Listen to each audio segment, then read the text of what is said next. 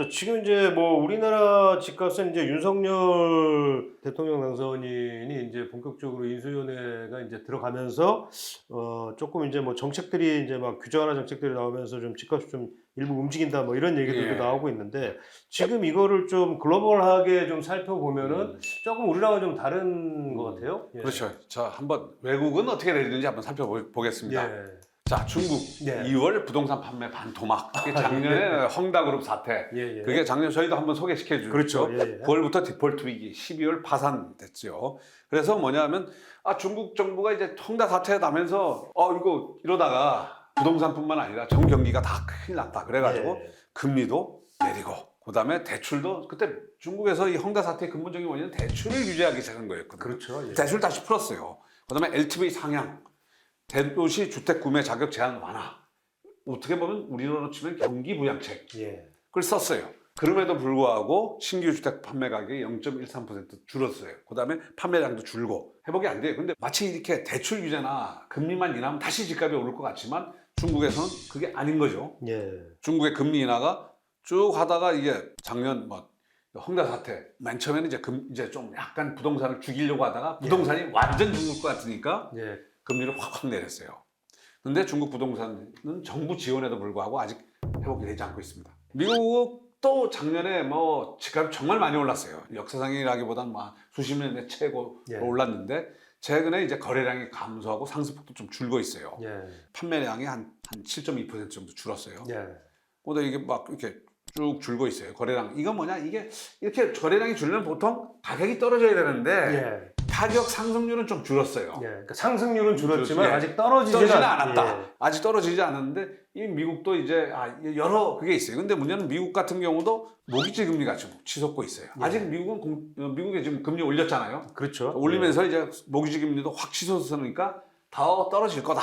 이런 얘기도 있는데 이 속에서 지금 금리 상승기 속에서 집값이 오르다 보니까 이게 지금 미국의 집 버블이 지금 이제 정말 커지는 거 아니냐 이런 우려들이 나오고 있어요. 그럼 미국도 올해 급락은 하진 않는다. 하지만 상승률이 작년보다 훨씬 떨어지고 예. 또 일부에서는 하락할 것이라고 전망하는 그런 분들이 전망도 지금 나왔죠. 예, 저희가 한번 나왔지만, 소개도 근데 시켜드렸죠. 보통은 올해 아무래도 공급이 너무 적고 그다음에 미국 집은 되게 목재로 만드는데 목재가 공급이 제대로 안 되고 네. 가격도 많이 올랐기 때문에 오를 거다라고 하고 있죠. 그렇죠. 예. 호주는 정부가 아니라 예. 시장에서 자체적 조정이 이루어지고 있다. 이런 분석 기사들이 많이 나오는 거예요. 네. 그러니까 아직은 마이너스로 안 떨어졌어요. 우리가 알만한 좀 집값이 폭등했던 OECD 국가 중에 예. 집값이 떨어지기 시작한 나라가 나타났습니다. 뉴질랜드예요. 뉴질랜드에서 푹 증오군 뭐냐? Fear of Fame. 그다음에 여기 보면 뉴질랜드에서 나온 기사지만 침몰하기 직전이다. 예. 쉽게 말하면 우리말로 하면 상투네요. 상투다. 상투 그러니까 지금. 사람들이 왜냐면 지금까지는 오늘 가격이 최저가다. 오늘 못 사면 막 집값이 폭등할 것 같다. 예. 근데 지금 반대로 오늘 샀다가 내일 집값 떨어져 있을 텐데 이런 증후군이 퍼지기 예. 시작하고 있어요. 근데 왜 뉴질랜드를 주목하냐면 이 뉴질랜드 지금 보십시오. 이게 한 3달 전에 비해서 한 2.3% 하락해 있었고 가장 비싼 오클랜드는 5.5% 하락해 있어요. 이 정도 되면 이건 조정보다도 하락이 예. 고정화됐다 이런 느낌을 대세가 이제 하락으로 전환됐다. 이렇게 볼 수 있겠네요. 예. 뉴질랜드가 블룸버그 평가에서 전 세계 집값 거품 지수 1위를 차지했어요. 예. 한국보다 면적이 2.6배, 인구는 500만 명. 정말 땅 넓은 텐데 이 나라의 집값이 뭐냐면 2019년에 12%, 2020년에 19.3%, 작년에 21% 상승했어요. 평균 집값을 치면 우리보다 훨씬 높아요. 네. 물론 강남하고 평균적으로 주택 가격을 비교를 하면 인구는 적고 토지는 넓은데도 불구하고 그래요. 그래서 뉴질랜드는 외국인의 주택 매입을 금지하는 법안까지 통과시킨 아주 2018년 예. 시작이 됐죠. 오늘의 최고가가 내일의 최저가다. 이 유명한 얘기예요, 뉴질랜드의. 집값 영구 상승률. 네. 과거를 봐도 별로 그렇게 떨어진 적이 없어요. 한번 요때 한번 푹 떨어졌다 바로 회복이 됐어요. 그러다 보니까 정말 뉴질랜드야말로 집값 우상향. 부동산 불패로. 예. 한국도 부동산 좋아하지만 뉴질랜드 사람 부동산 정말 좋아합니다. 예. 왜 그러냐? 1주택자도 양도세를 면제를 해줘요. 예. 그다음에 다주택자 10년 보유하면 이것도 옛날에 5년이었는데 지금 바뀌어가지고 10년 보유해서 양도세 면제를 해줘요. 노후 준비는 월세로 하자. 근데 그 중에서도 여기도 이렇게 집값이 떨어진 이유가 뭐냐면 팬데믹 이후로 금리가 거의 뭐 0.25% 수준에서 했었어요. 물론 최근에 이제 집값이 떨어진 이유 중에 뭐냐면 금리를 3차례 올렸어요. 예. 선진국 중에 금리 3차례 올린 나라가 거의 우리나라하고 뉴질랜드가 거의 유일해요. 예. 뉴질랜드도 과거 보면 주택 공급이 부족했어요.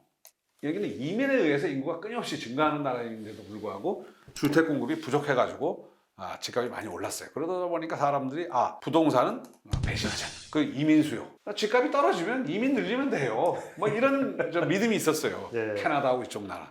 근데 뉴질랜드 주택 시장이 포머 턴투 푸 뭐냐면 지금 안 사면 한 것 같은 증후군에서 지금 사면 집값이 떨어질 것 같은 증후군은 퍼지고 있는데 이게 참 결정적인 작년 12월에 금융소비자보호법을 해가지고 대출을 해줄 때 모기지 예. 대출을 3달치 소득과 3달치 고정 지출을 통해 가지고 이게 상환 능력이 되냐를 심사를 했어요. 예. 그러다 보니까 뭐냐면 실제로 현장에서는 LTV가 80에서 60% 줄었어요. 그러면서 이게 뭐냐면 모기지 대출 승인율이 한 40%가 넘는 게 30%대로 떨어졌어요.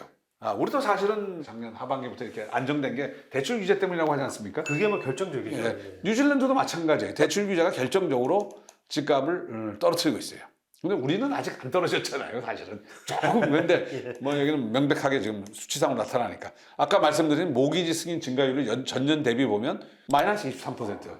그 전에는 막 계속 올라갔어요. 128%까지 올라갔던 게 전년 대비 마이너스 23%. 거래량 확 줄고 수요가 확 주니까 집값이 떨어질 수밖에 없는 거죠. 거기다가 플러스 뭐냐면 예. 금리 상승. 이게 2년 고정금리인데 뭐 정말 한 3.5%에서 지금 5% 가까이 이렇게 수직으로 상승하고 있어요. 그러면 주택 수요가 줄어들 수밖에 없는 거예요. 아까 말씀드렸지만 뉴질랜드 주택 인허가량이 적었다고 하지 않습니까? 근데 집값이 폭발적으로 상승하면서 인허가가 예. 늘어나고 있어요. 이런 것도 영향을 주는 거예요.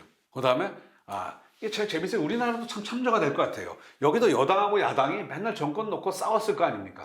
근데 여야당이 초당적으로 주택 공급 확대 법안을 통과시켰어요. 예. 심각한 주택 부족을 겪고 있는데 충분한 주택을 짓지 못한다. 이 주택을 충분하게 못 지으면 가장 가난하고 취약한 어린 세대들을 어렵게 한다. 부동산 사다리가 너무 많은 사람들의 손길을 닿지 않고 있다. 주택 부족은 불평등을 부추긴다. 젊은이들의 희망을 뺏어간다. 이러면서 여야가 이쪽 언론들도 역사적 휴전이라고 해요. 예. 여야가 싸우기는 뭐 뉴질랜드는 한국이랑 마찬가지 아닙니까? 한국하고 비슷합니다. 뉴질랜드라는 게 우리가 보면 사실은 뉴질랜드가 한국이나 전 세계 주택 시장이 뉴질랜드 바라보고 있어요. 왜냐하면 가장 적극적인 어떤 정책을 쓰고 있는 나라예요. 그러고 보면 급등의 공포에 어떤 우려에서 급락의 공포가 휩쓸기 시작한 게 이제 나타나기 시작한 거예요. 뉴질랜드가 다른 나라보다 먼저 3차례 금리 상승했지 않습니까? 예. 그 다음에 뭐 지금 중국도 나타나고 있지만 뭐 여러 나라마다 공급이 확대됐다든지 금리 상승. 근데 여러 가지 가장 큰 게 뭐냐면 집값이 너무 많이 오른 게 결국은 발목을 잡은 게 아니냐. 대출 규제도 마찬가지고. 그러면 우리는 지금 현재 윤석열 당선인의 규제 완화 공약, 예. 그다음에 오세훈 시장의 재건축 규제 완화 이런 것 때문에 막 집값이 약간 꿈틀꿈틀하고 있지 않습니까? 근데 뭐냐? 금리 인상이라는 부분이 결국은 집값 올라가는 걸 막고 있는 것 같아요. 그럼 대출 규제 완화론도 나오고 있는데 그거 역시 금리가 올라버리면 대출 규제 완화론도 무용지물이 되어버리는 것 같아요. 그리고 좀 아까 말씀드렸지만 전 세계적으로 지금 미국의 금리가 오르면 해서 다 지금 오르고 있어요. 지금 뉴질랜드 금리 오르고 지금 다 올라가지고 전 세계적으로 폭락까지는 모르겠지만 어쨌든 집값이 올해 조정이 불가피하다. 이런 컨센서스가 형성이 되고 있어요. 그 중에서 이제 뉴질랜드 같은 나라에서는 이미 하락이 시작됐고, 하지만 뉴질랜드의 상황이라는 게 뉴질랜드는 우리랑 전혀 다르다. 예. 라고 볼 수가 없어요. 네. 그 위하는 정책, 금리 이런 시장 경제적 상황이 비슷해요. 그런데 뉴질랜드는 집값이 떨어질 리가 없다. 왜냐? 거기는 우리랑 다르게 이민을 안 받을 수가 없어요. 고령화로 계속 나라가 망한다는 생각을 가져요. 그럼에도 불구하고 뉴질랜드에서조차도 집값이 떨어지고 있는데 그럼 한국은 계속 집값이 오를 것이다. 예. 이렇게 보기 어려운 것 같아요. 그다음에 중국도 경기 부양을 위해서 한때 대출 규제를 하다가 이제 대출 규제 풀고 그다음에 금리도 지금 전 세계적으로 유일하게 거꾸로 가는 나라가 중국이에요. 금리를 내리고 있어요. 그럼에도 불구하고 집값은 조정을 받고 있어요. 그러니까 우리나라 집값은 절대 오를 수밖에 없다. 이런 식은 좀 착각이 아닌가 하는 생각이 들어요. 그럼 사실 뭐 역사적으로 보더라도 우리도 뭐 집값이 떨어진 적도 있고요. 그런 것들을 좀 잘 감안을 하셔야 될 것 같습니다. 그리고 뭐 윤석열 정부가 추구하고자 하는 게 주택 가격을 올리자고 하는 거는 절대 아니지 않습니까? 네. 예, 결국은 집값을 좀 안정을 시키고 또 이제 앞서 뉴질랜드에서 나왔던 것처럼 이 젊은이들에게 뭔가 좀 희망을 주자. 예, 그래서 이제 젊은이들이 좀 주택 내 집 마련의 어떤 부담, 고통을 좀 덜어주자는 쪽에 아마 좀 많이 그래서 뭐 윤석열 정부도 이제 뭐 청년 원가 주택이다, 뭐 이런 여러 가지 역세권 주택이다 이런 것들 첫집이다 뭐 이렇게 하면서 사실은 젊은이들을 위한 어떤 그 공급 확대 정책 뭐 이런 것들을 좀 많이 지금 검토를 하고 있지 않습니까? 예. 집값을 결정하는 요인들이 여러 가지예요. 그러니까 뭐 금리, 물가, 그다음에 대출, 예. 뭐 주택 공급, 그다음에 수급인데 여러 가지가 이제 올라가는 것을 발목을 이제 더 이상 올라가지 못하게 하는 요인들이 점점 강해지고 있는 건 사실인 것 같아요. 저희가 이걸 가지고 뭐 무슨 폭락률이다, 폭락한다 이런 얘기가 아니고 예. 올라갈 수 있는 요인들과 떨어질 수 있는 요인들을 비교 분석을 해봐야 돼요. 근데 올라갈 수 있는 요인들은 점점 이제 떨어지고 있는데 그 중에서 이제 윤석열 당선인의 어떤 정책도 일부 올라가게 하는 변수들이 있어요. 근데 그렇죠. 그 올라가게 한다는 게 정말 집값을 올리려고 하는 게 아니고 집값을 잡기 위해서 올라가는 변수들을 일부 허용하는 거다. 이제 지금 얘기 나오는 게 이제 규제 완화를 하긴 하되 예를 들면 이제 뭐 토지거래 허가구역을 지정한다든지 갑작스러운 어떤 이제 투기 수요의 유입이라든지 갑작스러운 어떤 단기 집값 상승에 대응하기 위한 어떤 안전판들, 방어막들을 좀 치지 않겠느냐. 예, 이런 얘기들이 많이 나오지 않습니까? 뭐 그러다 보니까 괜히 그냥 그런 어떤 규제 완화 기대감만으로 이게 이제 집값이 더 오를 거야라는 단순 기대감만으로 어떤 판단을 하시는 거는 조금 그렇죠. 예. 지금 이제 규제 완화라는 것도 집값 안정이 전제가 되는 거예요. 근데 집값이 어느 정도 우리가 지금 작년 같은 확 뜨겁게 확 달아오른다. 그러면 지금까지 해왔던 저 인수위가 추진하려고 했던 윤 당선인이 추진하려고 했던 뭐 규제 완화는 속도 조절을 한다든지 속도 조절 예. 들어갈 수밖에 없는 상황이 되겠죠. 아마 이제 이런 여러 가지 것들을 저희가 뭐 급락해라 이렇게 하는 건 아닙니다. 급등해라, 급락해라 이거 아니에요. 그 시장의 법칙이라는 게 있으니까 네. 시장 내의 움직임인데 그 움직임을 우리가 서치를 해가지고 여러분들한테 전해드리는 거예요. 그렇죠. 예. 아마 현명하게들 아마 다들 판단하실 것 네. 같습니다. 네.